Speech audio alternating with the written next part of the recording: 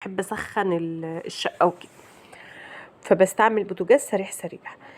هنا بقى نعمل سلطه دقوس. حطينا نص معلقه من الدقه اللي احنا عاملينها، وحطينا قرن فلفل، طماطمتين، فلفل الوان، بصله صغيره.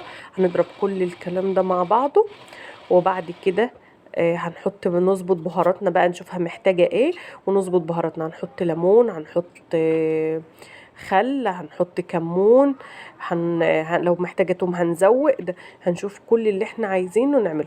انا سلطه الدقوس دي يا جماعه ساعات بحط مع الفراخ كل التوابل دي تاخد تتشوي كده، وبعدين افرمها.